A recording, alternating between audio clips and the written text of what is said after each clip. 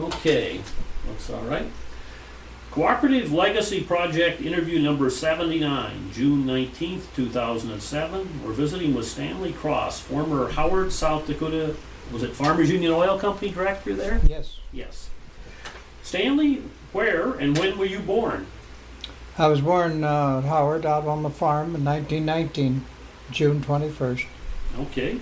It's almost your birthday then. Almost. I started to celebrate last Friday. Okay. Next Thursday I'll be 88 years old. Okay. And when did your family first settle in the Howard area or in South Dakota? In 1914. Okay. They came up here from Newton, Iowa, Okay. and settled there on the farm, and they had one daughter. She was 6 years older than I, and I was born 19, so they were farmers. Mm-hmm. Where were they originally from? Cross, what name? England. England. They were English. Okay. Originally, for the family history, it's a German. It's really a German name. And when I was over in Germany, they thought I should be German.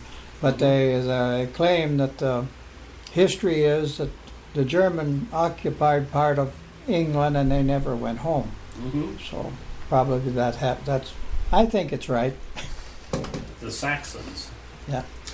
What was your father's name? Elman Cross. Okay. You want to talk about him? What sort of a guy was he? Oh, he was just a typical farmer, and he was, as far as alcohol was concerned, he couldn't stand that, and he used to play ball out there in the country when every little town had a team, and he was a very, I don't know, you might say, mild-mannered gentleman. Mm-hmm. Mm-hmm. But he lived to be 92, and he thought he would make 100, but it just didn't quite work. But I often remember he was so against drinking that it was even when Coke came out, he wouldn't touch that either. No. And I can't say too much more. We just farmed and had a very rough go during the 30 or the well, I remember the 20s real well. I went downtown that morning that the banks closed, and so did? all the neighbors. I was with my dad, and all the neighbors were in town, and they lined up on the street trying to wait for the banks to open up, and they never got their money or anything. It was catastrophe. So but during the 30s we had, he had bought some land and he had his farm, and we just kind of went through the 30s the best we could. We didn't get a lot of help from WPA and all that, and I stayed home and helped my dad farm. Mm-hmm. Back up a little bit. What was your mother's name? Grace. Mm-hmm. Grace Irene Lowry. What sort of a person was she? Well, she was a lot like my father. She was a wonderful mother and hard worker, and she was very active in church affairs and community affairs and all of this. And What church would that have been? a Methodist Methodist. in Howard. Okay. And she, I was the only boy, and I guess I was her favorite.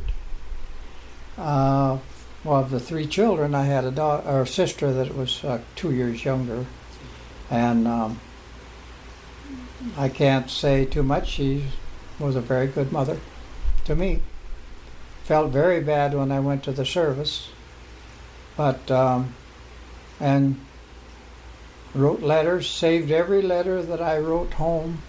Mhm. So I followed my trail all through Africa and Italy, and for those years I was in the service.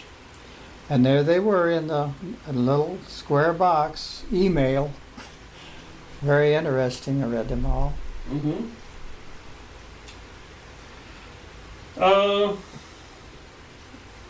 What are some of your early memories on the farm there in the 1920s? You mentioned the banks closing. You remember what year that was? 1929. 29. Yeah. Okay. And That kind of thing went on throughout the 20s, didn't it? Banks holding. it wasn't so bad during the 20s. I know I can remember when around 1925, when my mother was quite sick, and the water was, we had a well that wasn't too good, and I don't remember too much of that, but they bought water from Chamberlain, because those cases, wooden cases with the bottles, we had 2 of those cases that we kept. I think the daughters have them, but they had the 12 bottles in there that they bought water. Well, anyway, he dug a 600-foot well in about 1923 or 24, and I can remember when they were digging that. I was old enough to go out there and watch them. And then 1925, he built a granary and barn, and then we went on, and of course things got seemed like there was quite a little money then. He had an opportunity to buy the quarter across the road. Mm-hmm. I remember he paid $9,000 for that, and that was about 1928. And we were struggling along and got along pretty good. And then along come seemed like there was plenty of money, and I have all the receipts and everything from the bank back in the 20s. I didn't save the checks, but I saved the receipts. And there's no way that he could build for what he had in the bank, the money, and I don't know how. He did all this, the well, the 2 buildings, the barn, and the granary, because it does not show on his bank records. But anyway, that kind of cut us out of all the government help when I remember as we went into the 30s. And I remember when there was such a uprising. The Farmers Holiday Association? The Farmers Holiday Association, and they were going to take over the local governments. I remember our township had $15 a piece for each farmer if they were going. I was at a meeting, and they were going to take over that and get this $15 a piece. And then all of a sudden, there's bankers holiday when they closed all the banks. 1933. Yep. When the Rose. And then they started bringing a lot of food and stuff in, and the whole atmosphere changed in the community. And see, I was 13 years old or so, and I was very scared at one of those meetings when they were going to take over everything. And anyway, we it was quite the change. I saw it all, and I remember a lot. I like history, but it's to continue on. We went into a drought right then, and we didn't raise a crop till 1935. Yeah. I didn't get to go to the CCCs. Most everybody. I think I have a picture in my scrapbook of every fellow that went from Minor County and all in there, but I didn't get to go, and so I stayed home, and we struggled along. Where did you attend school at?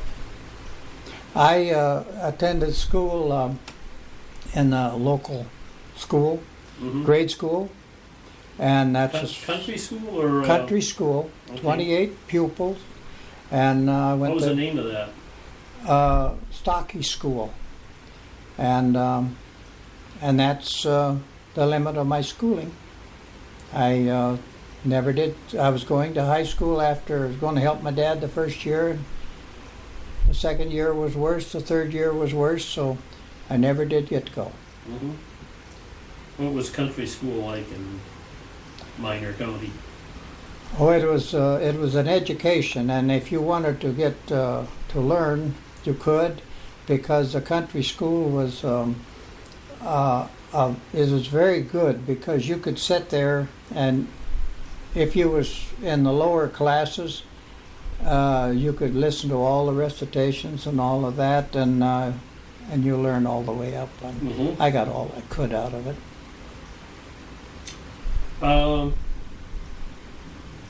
The Dust Bowl, was it those years of drought in the mid 1930s? Was that as bad in Minor County as it was in some parts of the country? Did you get a lot of the dust storms? Oh, it was just as bad as any.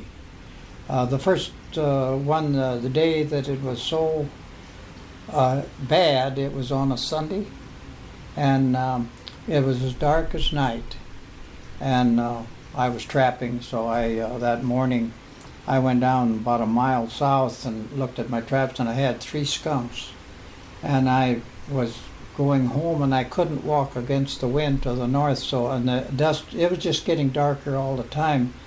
So I come up along toward trees there. There was a grove of trees, and I went over to the neighbors, stopped there. And that was about 11 o'clock. That's when it got so bad. And you could look out the window. You couldn't see anything except the windmill wasn't very far away. And that wheel, something come loose up there, and that wheel was spinning backwards, or some one way or another. And it was hitting the tail part of it. And the sparks was going around. It was a regular sideshow until it broke and come down. But you could see that in that dark. It wasn't very far away. But it was that dark, just like night. Mm-hmm. And that was the first time. But we had dust storms every day. It seemed like it blew every day. And yeah, that went on. Mm-hmm. Were those more common in the spring months, like March and April, than they were later on in the year? Well, it was, yes, it was in the summer and spring, and you didn't venture out too far. To go to town was 9 miles out. Mm-hmm. There was areas when the wind would blow that fields would be blowing. You see even the pastures, grass died in the pastures, and you would be lucky. My folks had to stay along the road at different neighbors coming back sometimes. And I know there's 2 couples, my dad and mother and another couple, come to Sioux Falls one day, and they made it back to just south of Winford, as far as they got. But that's as bad as it was. It was a very fine dust. It tended to get in through the cracks of houses, and it was so fine that it was just like powder, and no matter what, it got in. The wind blew terribly hard. It was a wind that you couldn't believe, and it just seemed like it was all every day, and it was bad. Then we didn't have too much snow until 1936. Then we had a terrible winter.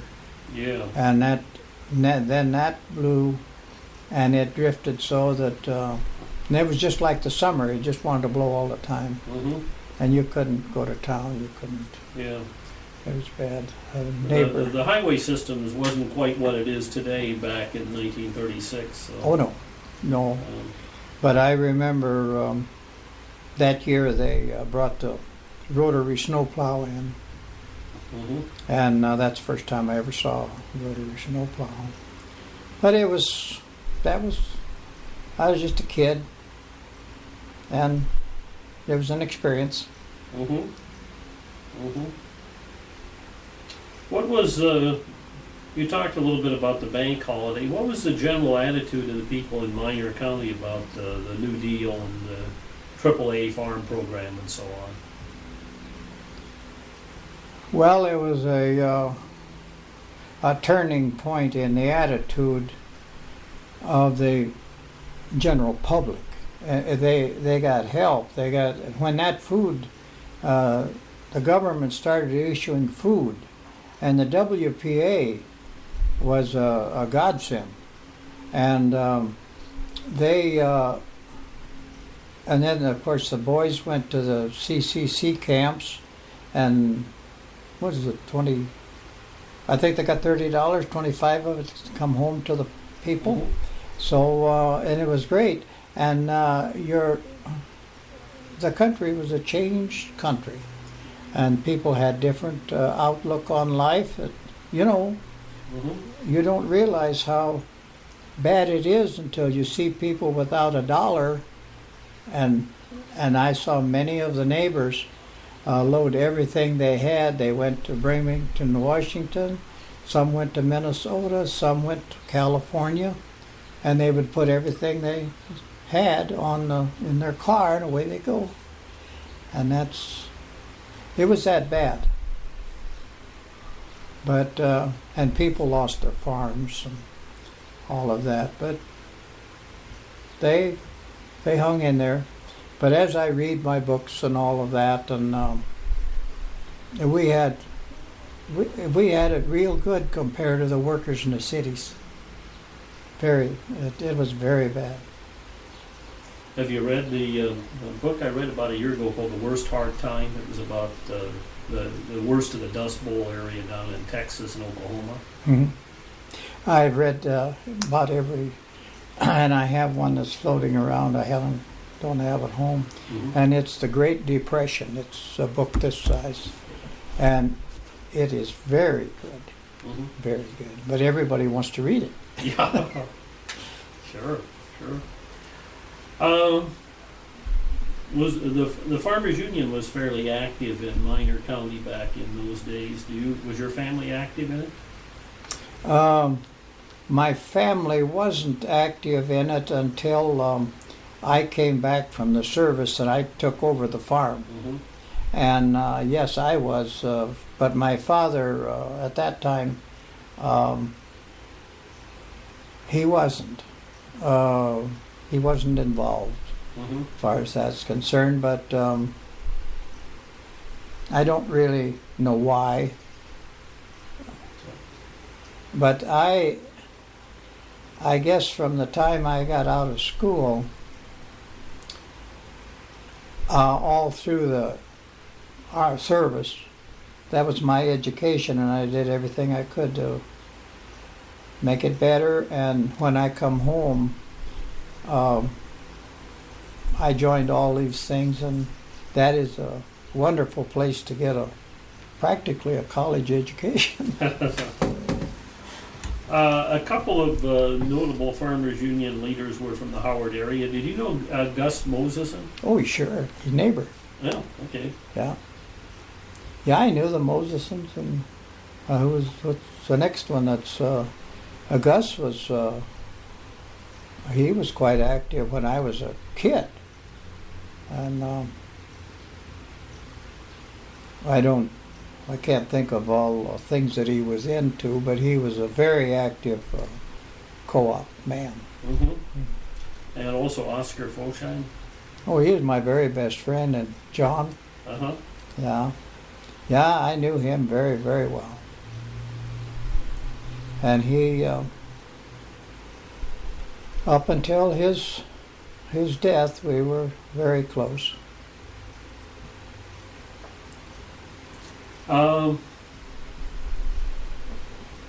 When you were young, did you want to farm? Was that what you wanted to do? Did you think much about it, or were you just doing it? The there wasn't much question about that because my father and I had the two sisters, and my father had the farm, and I went to the service, and when and as I was young, of course, that's all I was doing, and I went to the service, and naturally he just waited for me to come back, and I knew that his intent was that I was to take over the farm, and otherwise I did have the opportunity to sign on for another couple years at occupying in Germany, and I would have liked that, but no, I came home to farm, and I knew that was my... Okay. The things started to get a little bit better in the late 1930s after 37, 38. Well, we had crops, and things were better. And see, it was 35. We had a little corn, and then we had crops from then on. I remember it was pretty fairly good crops, and things were, yes, they were better. And there was a little more money. Of course, we had some farm programs and different things were coming into. Yeah. And then, of course, in 1941, I was the second one on the draft list in my county. And so I would have went in February, but all the boys that was footloose and fancy free, they wanted to go and get their year over. So they kept volunteering, and I didn't go in until September. Of 1941. 41, okay. That was before the war Yeah, started. Yeah. Do you remember where you were and what you were doing when you heard about Pearl Harbor? Oh, yeah, pulling KP. Oh, really? I was up in New York, Madison Barracks. Okay. And see, my basic was all done, and I was up in New York in 258th Field Artillery. In fact, part of one of those signs was in that picture. And I was there a year and a half with the long tom rifles, the 6-inchers. That was the rifle type guns, and I was well, go ahead. I was going to mention what happened when the war. They split us all up, different outfits. We went all over New York. New York was very upset because there was submarines right out in the harbor, and they were sinking ships along the coast, and it was a very upsetting thing around there. But anyway, my group, and I don't remember how many there was in our group, but we went to West Point, and there we stayed for 3 months during the winter, the coldest winter you ever heard of. And we guarded the bridges on the Hudson River going up to Canada, and I was guarding the bridges when Roosevelt went up, when he went up to see Churchill in Canada. I was guarding the bridges then, and yeah, I had quite a history of New York.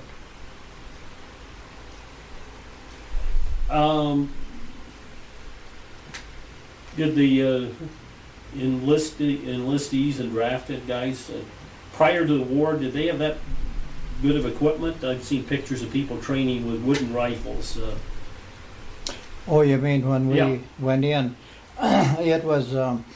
I have one picture in one of my books of the old flat helmet, and we had leg wraps, leggings, and we never had wooden rifles. But I went to Fort Bragg, North Carolina, and and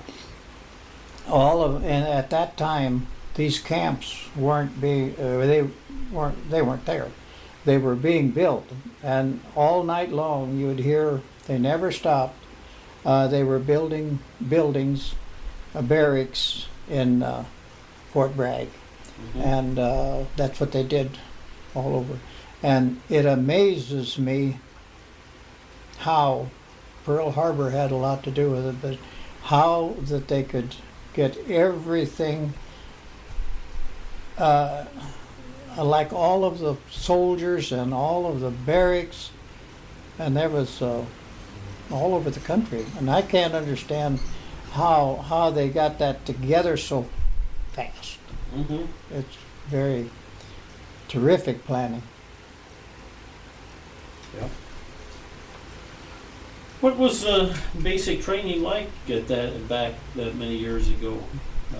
Oh, that was I was very lucky because the war hadn't come, and they were afraid. I was from the farm, Mm-hmm. and they were even on a 21-mile march and stuff like that.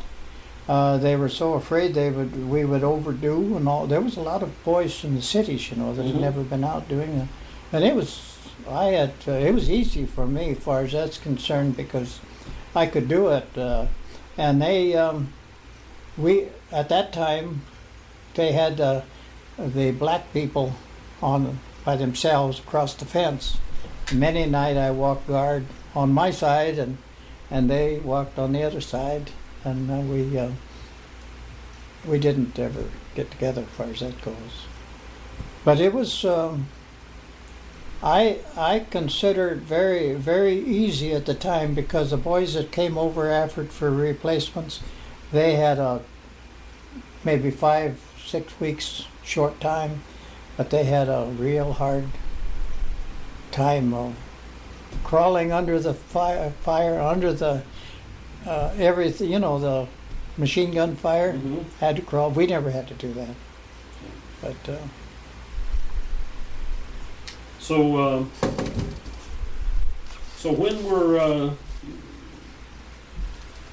when did you get shipped overseas then?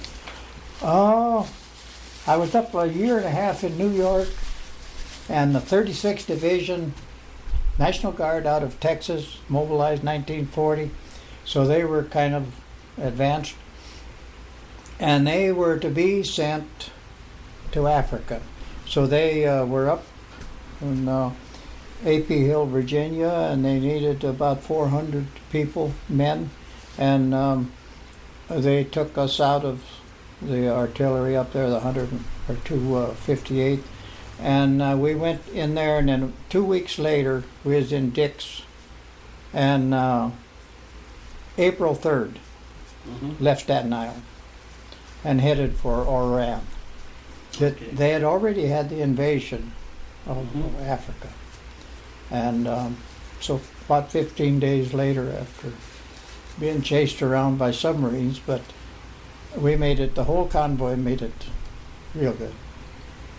Zigzagging, me sick all the time. That was kind of traumatic for you guys that had never been to sea before. But you don't. They transport you in what was known as a Liberty ship, did they? Or were they I using come back those on yet? a Liberty ship, but no, we Yeah. had a South American ship, a pretty big ship, and I can't remember the name of it. Yeah. But there was two of them, sister ships from some South American country, Mm-hmm. and but they had all kinds of ships, whatever. Yeah. And we just went over, and landed in Oran, and didn't have any problems until later, Mm-hmm. Mm-hmm. as far as that goes. Yeah. What was North Africa like? That was like what, in Algeria? Yeah, well, we landed there at Oran, and then we went down to the desert and trained for some time, and then they brought us back up to the beach and along the Mediterranean, and then we went west, clear over to Casablanca almost, and we kept living along there I was there 6 months. Mm-hmm. And we were getting ready to go to make the invasion of Sicily. And we were training, we even loaded and unloaded and all that, training in the ships with I was in the had 105s. That's an artillery Mm-hmm. piece, and that's a part I was in the division. So anyway, we were ready to go, And it was about a week or so before the 45th Division come over. And they were down the road a ways on the coast. And they took them over there instead of us. But at the same time, they had made the plans to go into Sicily or Italy. And that's where we were held back, and one of the divisions going to Italy. Okay. So we didn't go into Sicily. A while back, I read a book which was kind of a collection of columns that Ernie Pyle had written from Africa. You didn't by any chance ever run into him, did you? Not personally, no. Yeah. But he was all over the place down there. Yeah. There was always different things. We had the Stars and Stripes, had a different. We got that all the time and the Yank. Did you ever run across the Yank paper magazine? I have a series of 6 books, great big things, and they're about that thick. And they've got it's a newspaper put out every week. And every one of them is in that series, and it's just like new. And it's a beautiful set of books. And, So, when did you get sent up to Italy then? on the 9th of August. 9th of August of 1940. 44. 44, okay. See, no, 43. 43, because we 6 months over there, and we went over in April. So that would be in 43. And we took a terrible beating. Where did you go in at? We went in Salerno, and we were the division on the south side of the landing. And old Montgomery and Patton, had their differences there in Sicily. And instead of, they wanted to show off, I guess. And they let the 400,000 German troops and most of their equipment left Sicily and got over into Italy. And then Montgomery was supposed to land. He landed right behind them and was chasing them up the route. And they hit us on the south side, and we fought there for about 9-10 days or so, and then we went clear back to the beach. They chased us clear back to the beach, and in my books it says, and we didn't know too much about this, we just was fighting a war. And in my books it says that they were going to take us out, like a Dunkirk deal.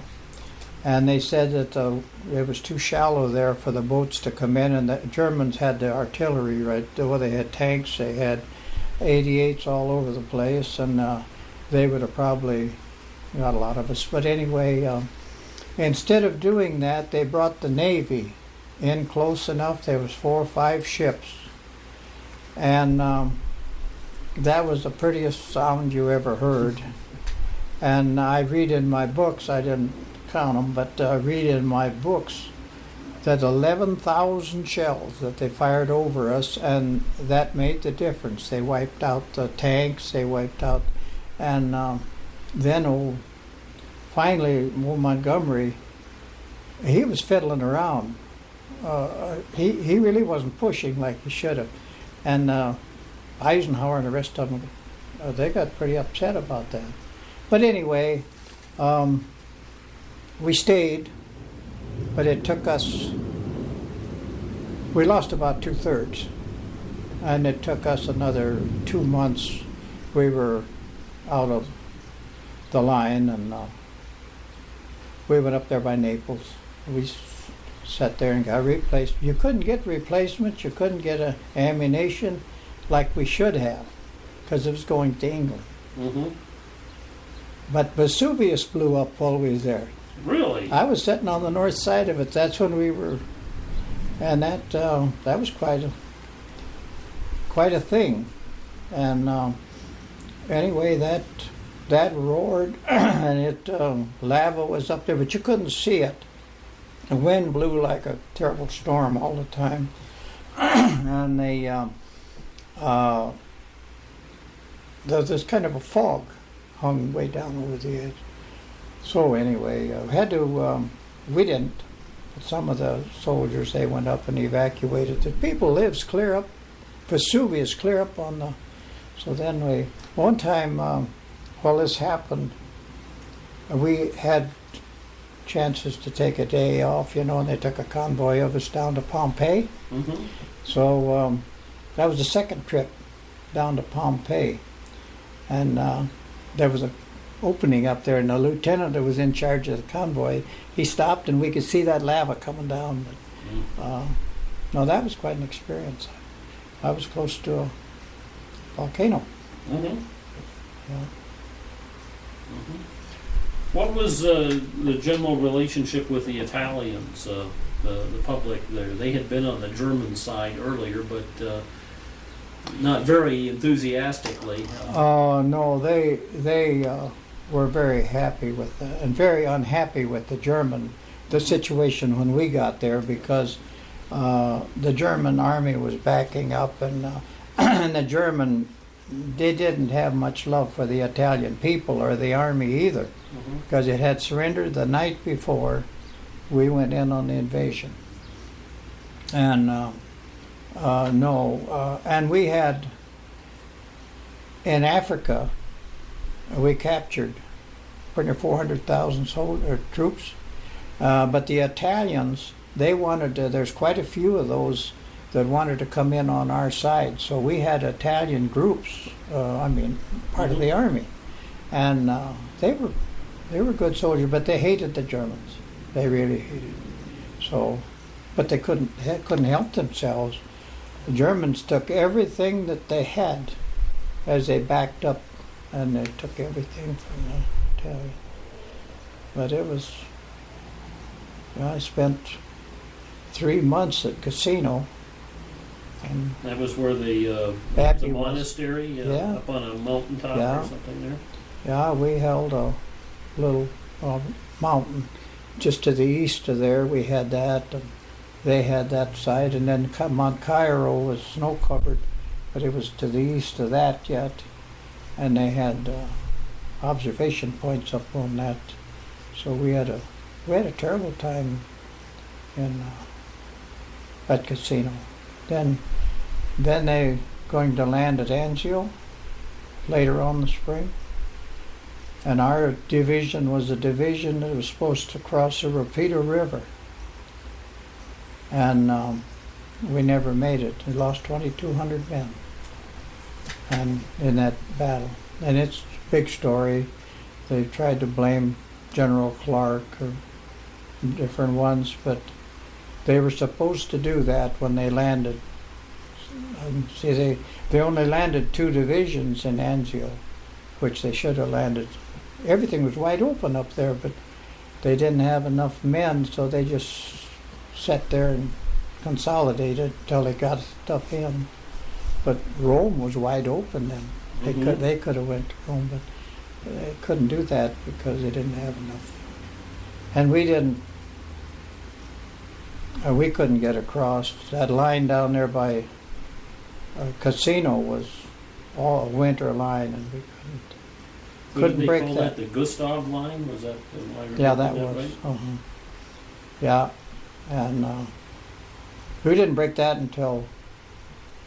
See, the artillery, they kept. A lot of times they'd keep us up on the line because they had an enormous amount of artillery, and that's how we won most of the battles. Mm-hmm. And we would stay up there and fire with the other, and our infantry would have to go back because we lost a lot. 27,000 casualties. Mm-hmm. And then they took us back, and we went, the artillery fired for the 88th and 85th, and they went up the west coast. They were new divisions over there. And we had artillery sitting side by side to push that off. Then they took us back, took us up to Anzio. And that was quite a place. Mm-hmm.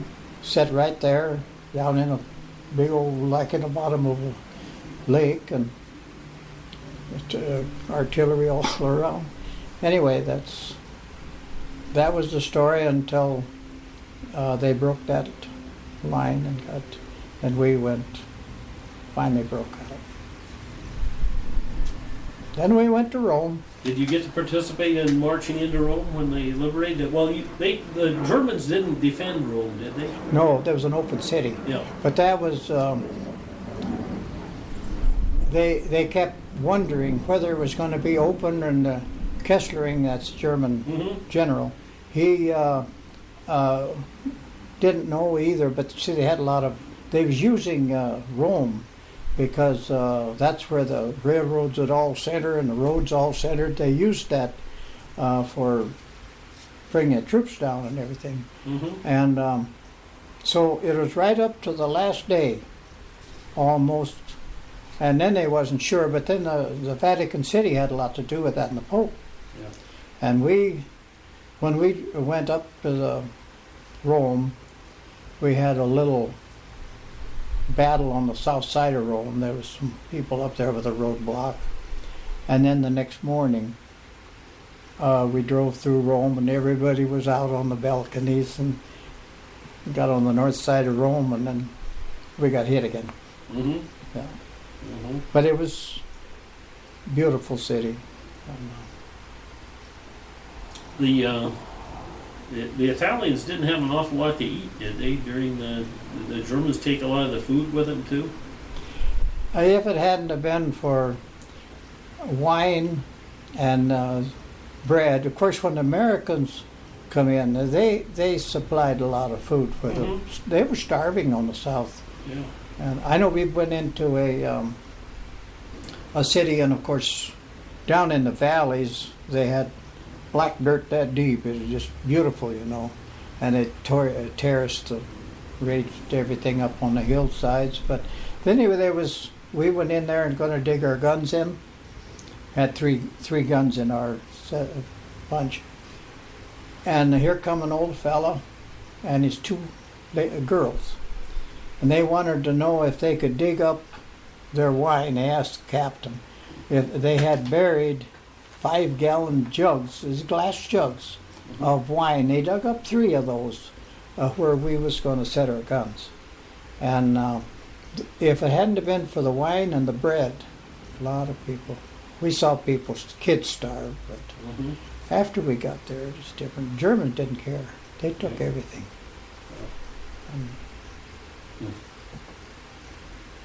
So you're north of Rome. Where did you end up? Well, we went on up to That was a long struggle almost up the Pisa. And we didn't get to the Leaning Tower quite, but we were relieved then and taken back. And then we got ready for the invasion of South France. Oh, okay. So we was down in Naples, and finally they loaded us on, I can't think of the date that was, but they loaded us up, and we went up there and made an invasion of southern France. Mm-hmm. And that was, how long after D-Day was that? Well, D-Day was the day we captured Rome. Oh, okay. That's when we went through Rome. Yeah, so that was going on at the same time that...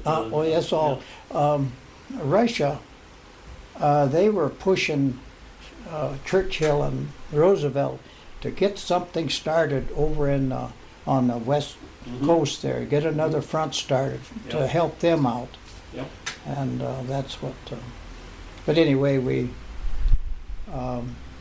landed there, and about a week or so later, we got ahead of the 19th German Army. They had a lot of horse-drawn equipment and everything.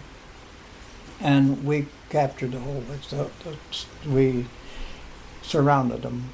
And And that would have been what, in Vichy? Was that Oh, that was the French. yeah, the... There was French come in on the west, in the 3rd Division and the 36th Division, and the French were to the west. But anyway, the Vichy's, they, after we finished up down south, we started going north. Mm-hmm. Every once in a while we'd hit a hard place, but one time we stopped with a big convoy, and it was a big hillside. It's pretty hilly, it was mountainous. Mm-hmm. And there's a big hillside there with this kind of brush, like, and we stopped there for a little bit. And all of a sudden, they found out that we were Americans. They knew we were American. Here, that whole hillside, they just all stood up, and from behind those bushes, and there must have been 1,000 of them. And we had drop guns. They had guns and everything. That was the French soldiers. Mm-hmm. And so, yeah, it was all there.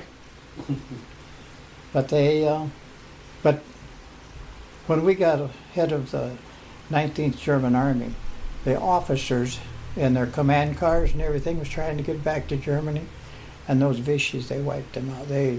You'd see those, and they'd just be all burned up, and they'd catch the cars on the way home. Probably a lot of pent-up anger at the Germans from 4 years of occupation. Oh, it was...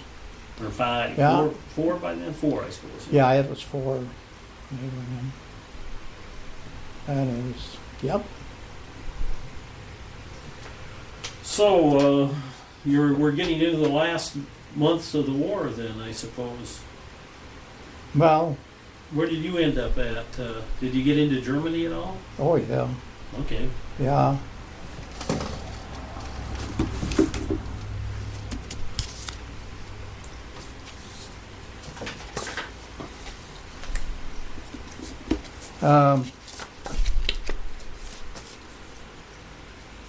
We're looking at pictures here. Yes, we have a picture narration of both countries, Mm-hmm. all those countries, and it's marked.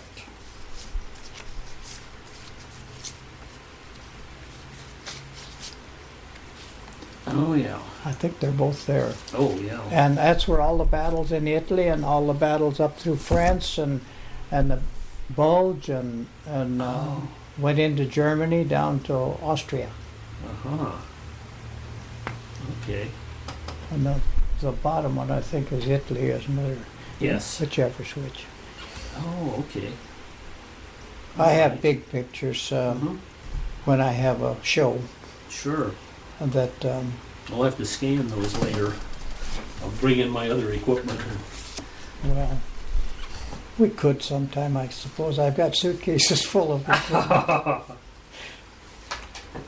Okay, so you're how far were you from Patton? Patton, wasn't he well, kind of he was up in northern France, but kind of you see, Patton had his problem down there in Sicily, yeah. and he did go into Italy a little, but they took him up to England, and he was kind of a little problem. But anyway, I mean fries and all and whatnot. Yeah. But anyway, when the Bulge came, well, we had a lot of fighting in Alsace-Lorraine. We had battle after battle, and when the Bulge came, he was on the south side of the Bulge, and we were coming from the south, and we was right alongside of him. At one time, they thought we was going to go with him, but he made that fast push, right after the Bulge. Mm-hmm. Well, Patton, he was a blustery guy, but he was a general that the Germans really hated. Mm-hmm. I mean, he was a good general, Yep. but he was different. Yep. And yes, but he's one that was out there to win regardless, and Yep. he did. Yep. Yep.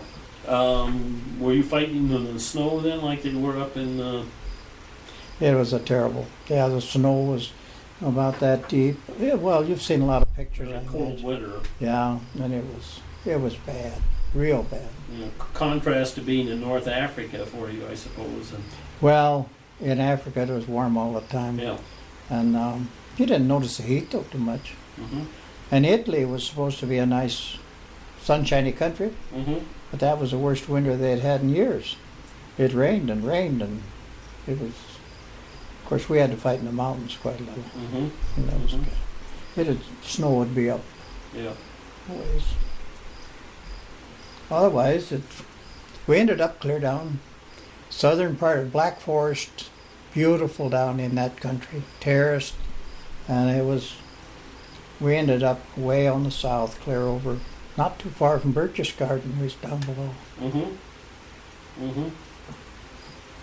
Yeah, So that's where you were at when VE Day happened?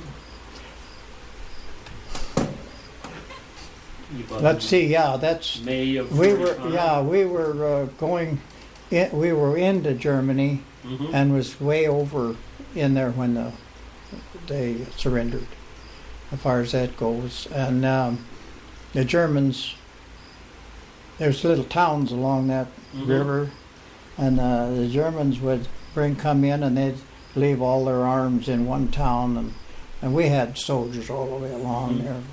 They surrendered down there, and then after that,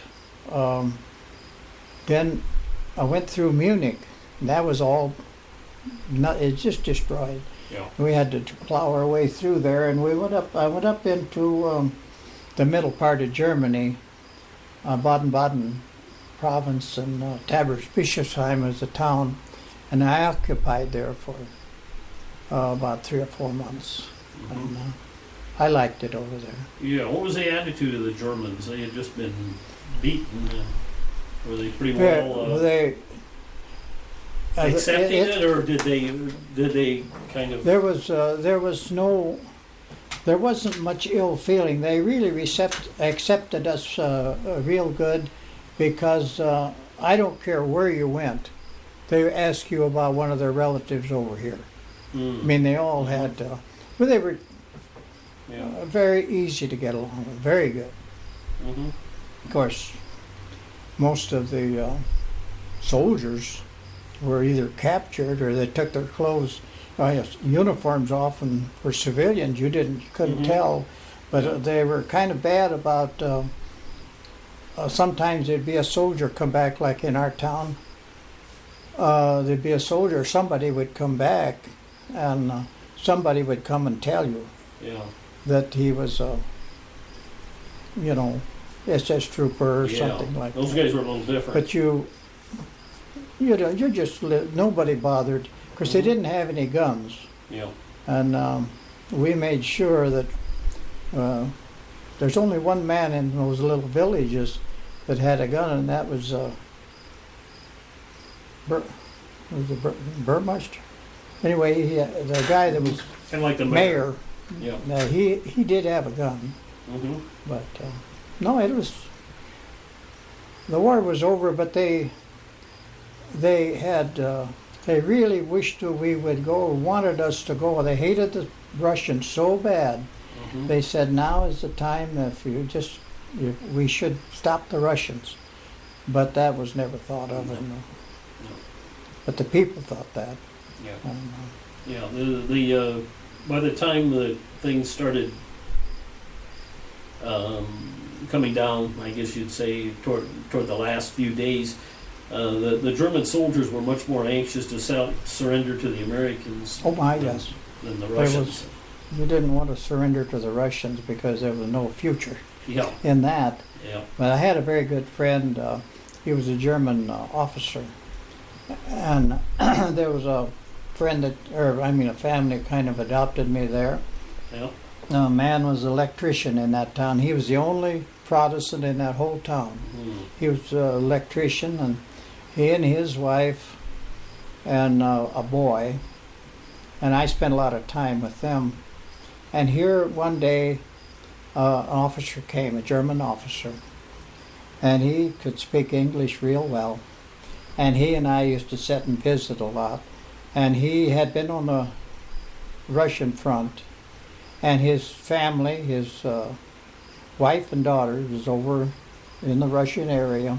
Mm-hmm. And he didn't know when he was going to get to see them, but he and I talked a lot about the war and what how it started and why it started. Yeah. Very nice Yeah. conversation. Yeah. Did you? Some did. Did you have a chance to run into any of the concentration camps that We freed one you did? down when we was going through southeast Germany, or southwest Germany. Yeah, we opened up a camp there, and it was we opened it up. Yeah, they were starving. It was really bad. But I do have a couple books of friends. Well, Freddie Peschel up there in De Smet, I have his book, and he was shot down, paratrooper, over early, and he wrote a book on that. He was a good friend of mine, and it was kind of bad as far as the prisoners were concerned. Taking them back and forth, didn't know where to put them, I guess. But there was quite a boy. There was so many planes shot down that you couldn't believe. And how, that's another thing, how we could build that many planes and that many ships. When they talk about planes, the Pacific and over there, they talk about thousands of planes. And they finally, it's unbelievable. Yeah. But many of those bombers got shot down. Yeah. They did most of the bombing in the daytime, didn't they? They did earlier. Yeah. And they did some night bombing earlier too, but that was a kind of a hit and miss deal. They didn't have the sights, and they didn't have, but they had to, of course, Germany had a lot of planes there for a while. Yeah. But later on they got ahead of the Germans, and they could fly over and they'd bomb. If it hadn't have been for bombing a certain area there where they had they were going to make the atomic bomb, and they almost got that heavy water out of Norway, and it was close. They had those buzz bombs, and they did bomb that out after. But I wouldn't have wanted to have been in England. Yeah. Yeah. So when the war's over, how long was it before you got shipped home? I got home the last part of 45. Okay. November or something. Yeah. Now some of the guys, I've talked with some people who were over there, and they thought they were going to get shipped to the Pacific. Were you expecting that too? Oh no. No, you see, you go by points. Yeah. And all of us that had been all through that war there, we had over 100. I think I had 108 or so, and they weren't going, and we were put into another division, the 63rd, and then I know one time, see, all those replacement fellas hadn't been there too long. Yeah. Well, they're the ones that was going over. And we had to take, I was a sergeant at the time and had a truck driver, and we took a whole load of them over by Paris. And they were scheduled to go. Whether they ever went, we left them in a camp over there, and then we had to come back. And that happened to be Bastille days in France when we took them over. Of course, we had connections in towns in Alsace-Lorraine, so we stopped there and visited some folks. That's where a couple that had a home that we stayed in. We stayed downstairs and they stayed upstairs.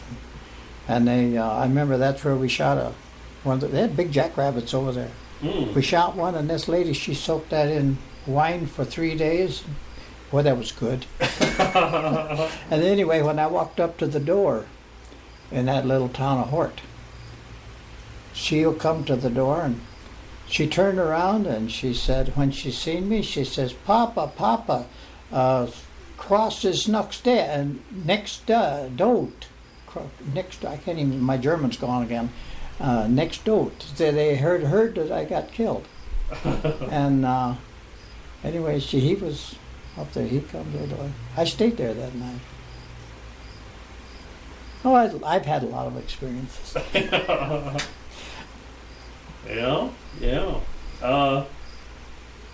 Did you? Was that your? They almost drank wine like water over there, didn't they? You bet. And that wasn't true here in South Dakota. You talked about your dad's attitude toward alcohol. No, I didn't. But I learned to drink wine in Africa. Mm-hmm. And I kind of, after seeing all those, you know, how they stomp it out, and you've seen where the women get in that tank. Well, they did that all over over there. Yeah. And there was a French doctor in a town along the Mediterranean, and we was there for a little while, a week, 2 weeks, I think. I got acquainted with him one time, and I said, "Is that fit to drink?" Yeah, he says, "That's the best drink you can get after it ferments." He says, "Don't worry about it." So anyway, I never did.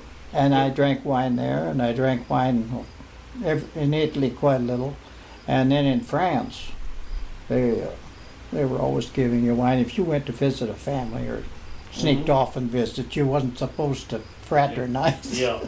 But anyway, I got I like wine real well, and then you had to be careful, because if you was visiting somebody and you had a glass of water, a glass of wine, and if you drank it halfway, they'd come fill it up for you. And then if you didn't, if you sat there for a while, you'd get couldn't hardly walk when you got up. But anyway, you would get sick, and some of the boys got awful sick on wine. Yeah. But I never cared about it after I got home. I like wine, but I don't crave it or anything. But I drank a lot of it over there. Yeah. Okay. So you mentioned earlier that you might have been included in the occupation force there, but you no, came home. I had an opportunity. You had an opportunity. There was 2 years you could sign up and occupy in Germany, in the area. I suppose it had been Germany. Yeah. That's where I would want it to be. Yeah. But I didn't. So they later on, it was in the fall, quite late. We went to Le Havre, France, and I got on a little old bubbly boat, and, the worst storm that they ever had. And I never come out after I pulled KP on the ship, and I never got up on deck or out of my bunk till I got from Boston. I was sick. Yeah. I get sick.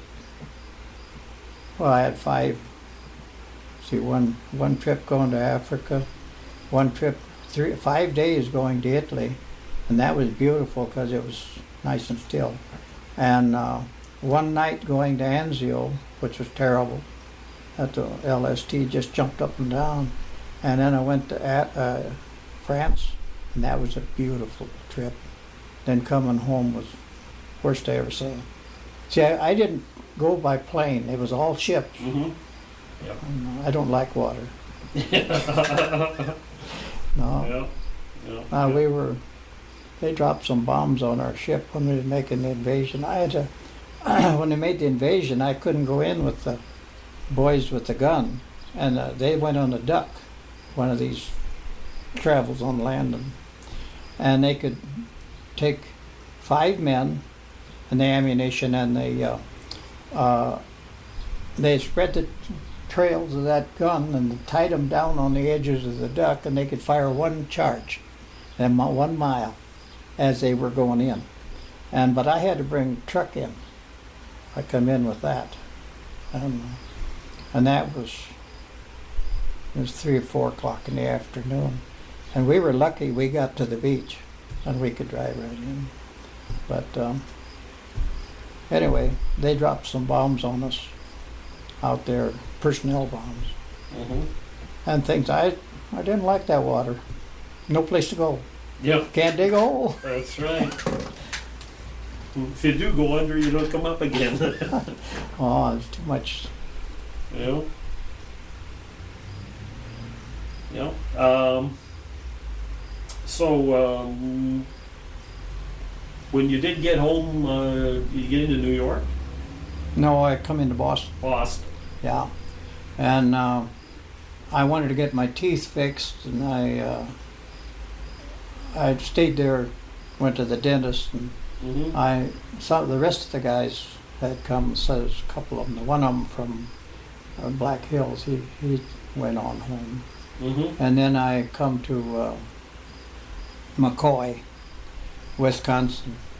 Then I hitchhiked home from there. Hitchhiked home, huh? Yeah, yeah. Okay. And when was that? When did you get back to Howard, I guess, right? Well, I come back to Howard. Yeah, Yeah. come back home, and it was. It was the last of. Can't remember the date. The last of 45.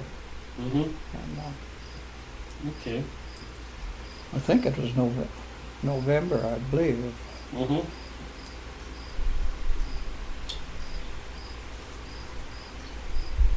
So you came back and started farming then, or Yeah, I went farming in with your dad yet for a while? partnership with my dad for a little while, and then he was older, so he soon went out of it. Mhm. Then the next year I got married, Yeah.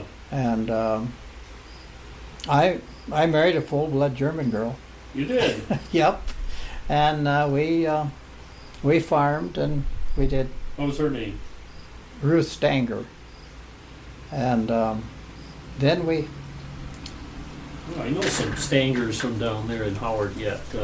Oh, I was just up to the reunion. Yeah. They had for 75 years. They've had Yeah. a reunion Okay. up there. Yeah. I was just up there Sunday. Now they're active in Farmers Union there. Oh yeah, there's Bob Swader. You remember? Yes, I remember. Yeah, Bob. he was my wife's double cousin. Really? Yeah, Okay. yeah. We spent a lot of time with Bob. He's a guy I would have liked to have interviewed for this project. He was. Rural electric guy. That Good man guy. had a mind that never gave up. Yeah. But anyway, he sure had a bad accident. Yep. And we had 4 children. Mm-hmm. The next year, we almost an anniversary of the oldest boy, and then 5 days. Then we had another one 2 years later, and then we had 2 girls, Mm-hmm. and they're all. And my wife got sick, amyloidosis in 1985, and that's something no cure for. So. Yeah. But they did treat her. At that time, they started using chemo on it. So she did live till 91, Mm-hmm. and then she was on kidney dialysis. That's why I'm here. I built a house. She drew up the plans and everything up in Madison to Mhm. retire in, but we never got to live in it. Yeah. And then we come down here, and I stayed, and now the kids are they're all around here. 3 of them working over here in this hospital, Mm-hmm. and one of them's been there 34 years. And the second son, he worked for the city after he was out of the Navy, Mm-hmm. and he retired about 3-4 months ago Okay. from the city, and Okay. so I stayed here. Mm-hmm. Very happy I did, Mhm. because Sioux Falls is really a wonderful city to live in. Yeah. And there's one that I haven't mentioned is Ben Radcliffe. You might know him. Mm-hmm. Yes, indeed.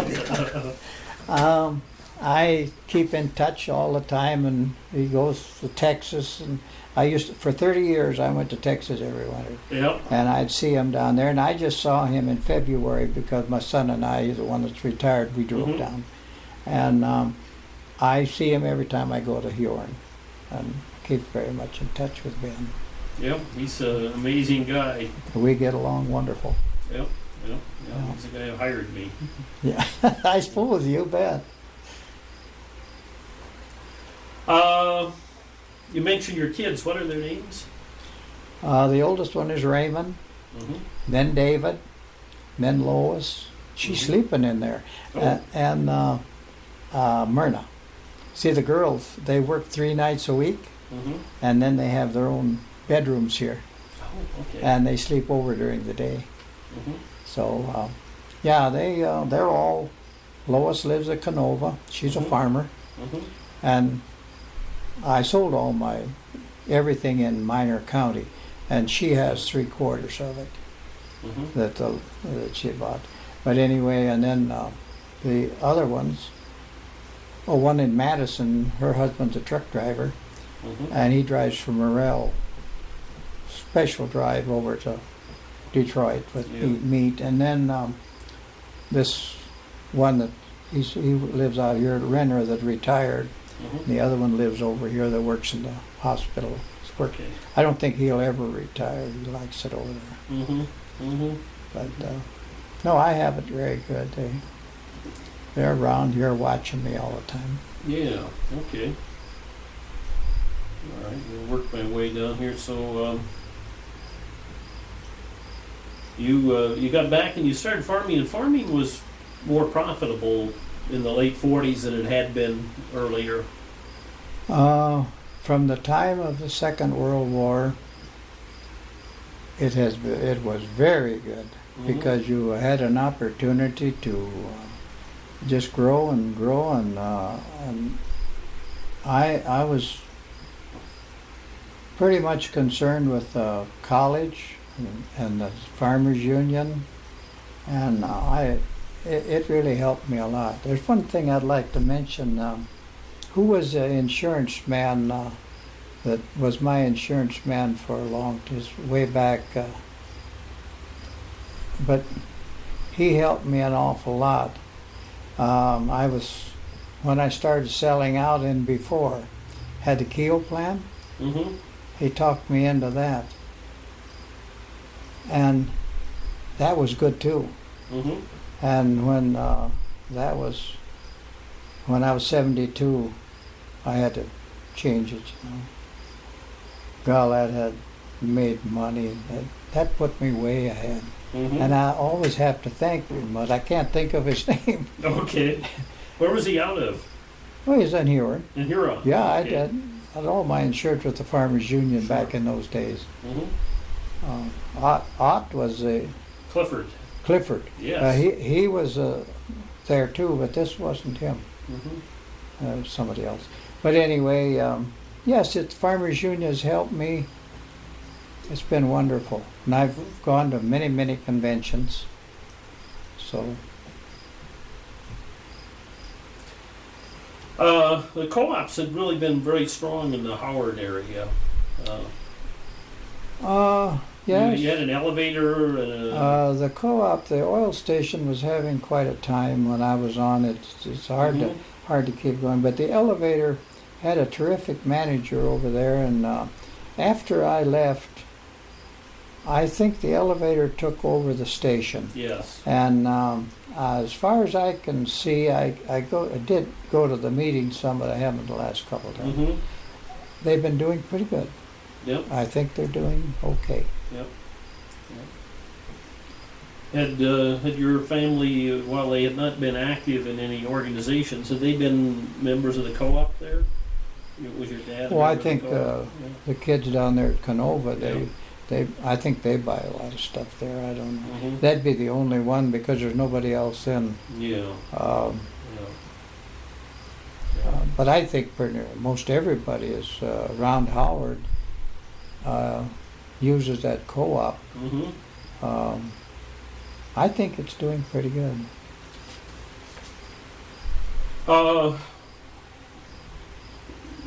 You had, during the war, of course, you had done an awful lot of traveling, but one of the milestones for people out on the farm was the arrival of electricity with the rural electric program. Had that happened before that or earlier for your family, or was it after the war when you got electricity in Minor County? The first boy was born 5th of October, and we did not have electricity at that time. That was in 1948, or 47. No, 48. He had to be born 48, I think. Yeah, I know he did. We got married in 47. Yep. But no, there was no electricity. But it soon came in. And then another interesting thing was that I was born in June, and my father and the neighbors put in a half a mile of telephone poles to get the telephone down to our house when I was born. Oh, really? Yeah, Okay. they didn't have the line down there even. Yep. So anyway, that was one of the things. But then along come the rural water. I was in on all that. Yep. Well, you talked about not having real good water around there before that. Well, when they homesteaded, Yeah. they went down along the creeks and dug their wells and stuff like that. We had, as far as I know, before that, the well was down not very far from it's the west fork of the Vermilion River, starts up there just 5 miles north of me. Went right by the barn and all that. And I think that they must have been drinking before but anyway, my dad said that I know she was very, very sick there at one time, but that's what I heard. And anyway, that's when they started buying that water. And those cases were from Chamberlain, wooden cases. Yep.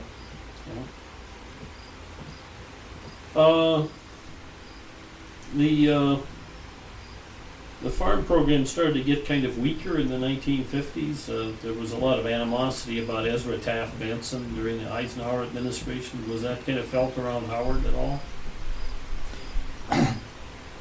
Well, that was one thing that I had an opportunity to expand, and I did that more than all my neighbors, it seemed like, 'cause I ended up at 12 quarters of land, didn't own it all, but I owned a lot of it. And I played the farm programs, the sealing programs and the farm programs to the hilt. And yes, they were quite an advantage to use. But the farm programs, I didn't see too much of a change while I was still in it. But in 70s, I had heart trouble, and 78 and 79. I had over 400 head of cattle there, and it was a terrible, terrible winter. And so then I decided that I better quit. So, and the kids, I really didn't care about them farming. I thought if they went somewhere, done something else, and if they came back, that's a different story. But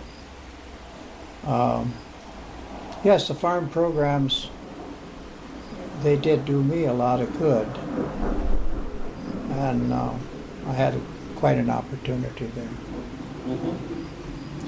When were you first asked about running for the board at the oil company?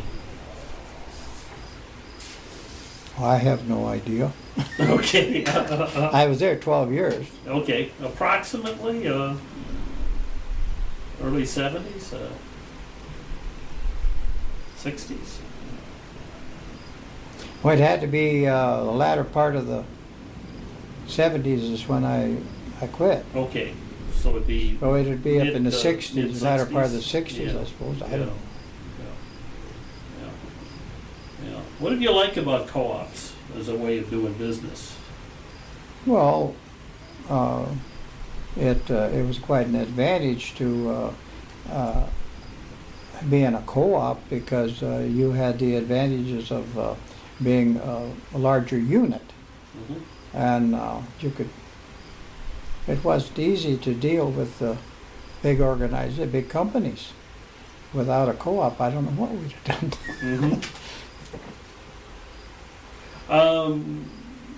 During those years when you were on the board, what kind of issues did you have to deal with? Oh, but you mean as far as? Yeah, what kind of decision? Oh, we had to make decisions all the time, but you know, it was right at that time. You're trying to expand and get into the fertilizer deal and all of that, and then we had a little problem one time. We had an explosion in a co-op, and two of our men got burnt pretty bad, but they survived pretty all right. And there's always different problems that come up that we had to decide every. See, what do we have, a meeting every week? Mm-hmm. That's what it was, yeah. And just agricultural programs. Yep. And see see the function of the business. And it was pretty good, but barely holding its own. It was awful hard to do that. Mm-hmm. There was a little one over at Fedora that went broke, I think. Yeah, I did. Before the one at yeah, and then merged. Our manager at the time, when he left there, he went over and bought that Fedora unit, and he's been doing wonderful. Mm-hmm. He's really he was a good manager in a way. Yep. He was a. Yeah. What is the problem for some of those small co-ops that, in an instance like that, where the same business, the guy could do it on his own, but the co-op had difficulty? Was it credit policy or what? A lot of times it was management. Yeah. And there's different things that enter into that as far as that goes. And then another thing, it depends on what in the area, what your other businesses were, and how much competition you had. Yeah. And you did have to have a little more credit than we usually had. Mm-hmm. That's about the way it turned out. Yeah. And I think when they merged with the elevator, made a big difference. The elevator was doing wonderful. And I think everything's doing good now. Looks good. Yeah. Yeah.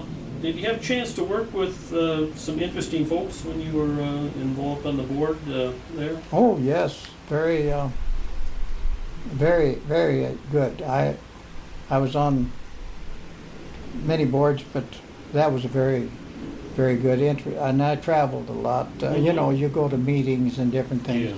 I spent a lot of time with Dwayne Mortensen going to different meetings and all that, because he's just next door neighbor, grew up together. Yeah. And I did travel with him. And he was on the regional board of directors. Yeah. He was on, yeah. Senex. Mm-hmm. Yeah. I watched that all the way through. But anyway, yes, you do. I was county commissioner for 7 years, and I was on all the county school board and the regular and the local and all that. And that's meet people. It's an education in itself. Mm-hmm. How about from the regional co-op? Did you have a chance to work with?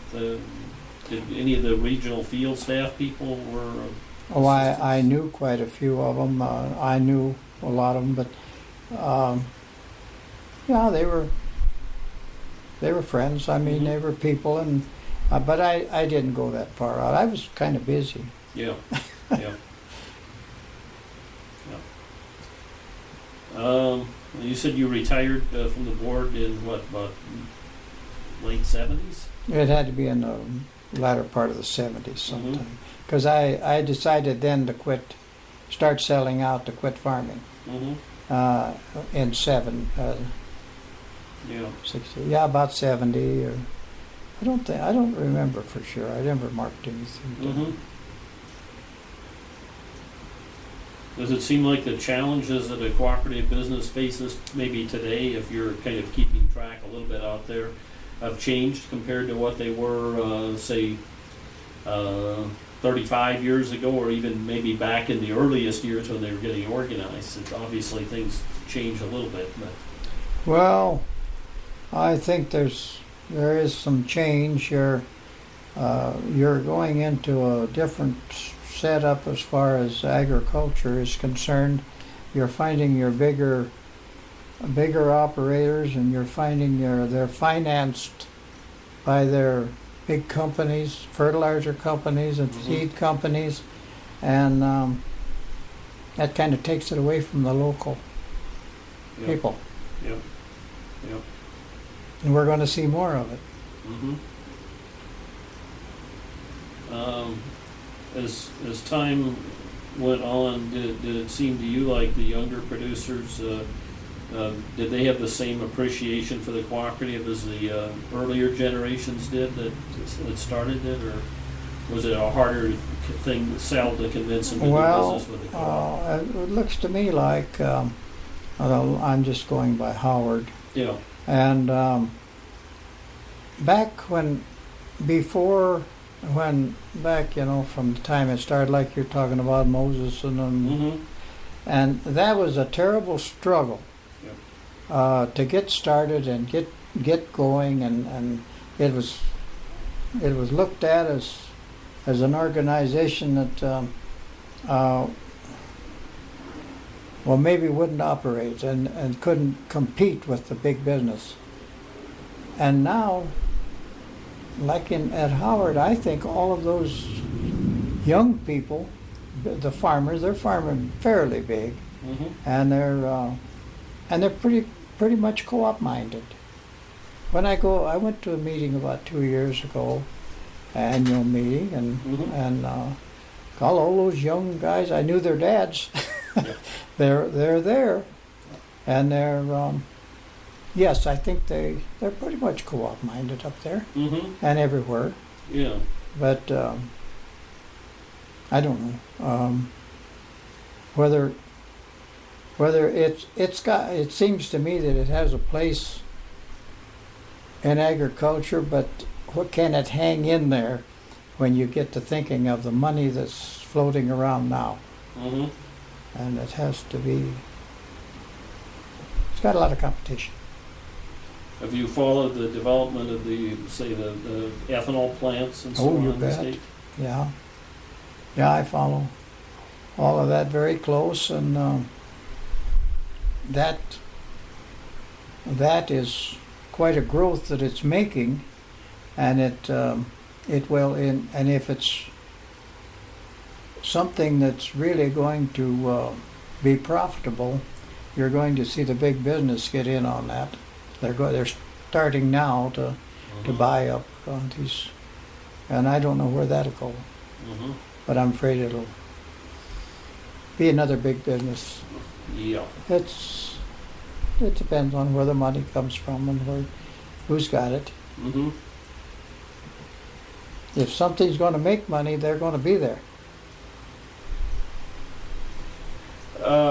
Up in the Howard area, they've had kind of an economic development program. Have you kind of kept track of that? You know Randy Perry? Oh, I know all about it. I watch Yep. it real close, Yep, yep. and kids that bought my farm, Poppins, Mm-hmm. and all of. I watch it close, Yep.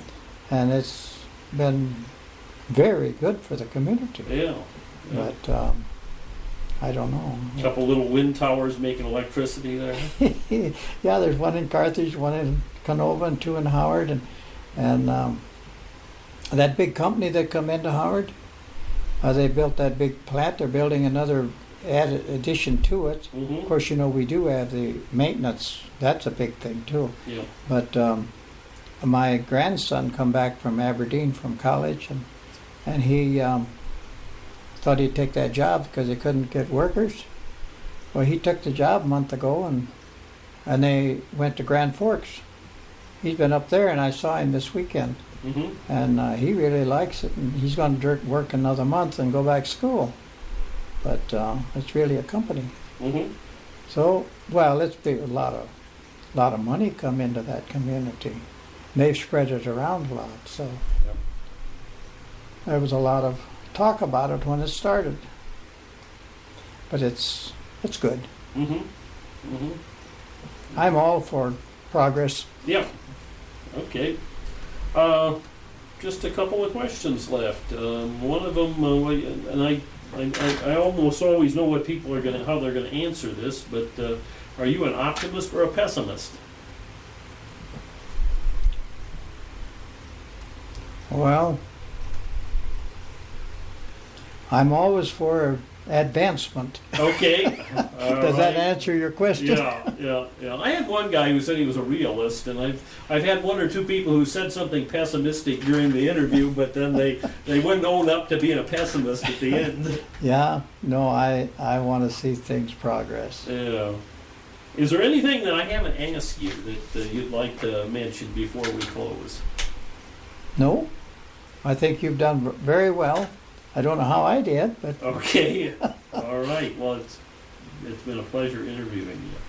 We've been visiting with Stanley Cross. Thank you for participating in the Cooperative Legacy Project.